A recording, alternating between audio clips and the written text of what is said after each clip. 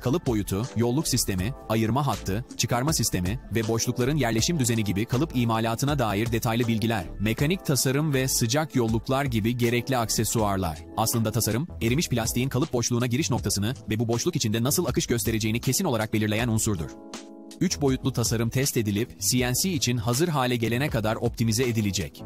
İlk işleme sürecinde frezeleme, delme ve tornalama yoluyla katı bir çelik veya alüminyum bloktan kaba bir şekil oyulacaktır. Sonrasında hassas işleme süreci kalıbın son halini mükemmelleştirecektir. Bu sayede kaba işlemede elde edilmesi zor olacak delikler gibi ince detaylar da eklenebilir. Şimdi kalıp monte edilecek ve ilk enjeksiyonlu kalıplama denemesi için hazır olacaktır.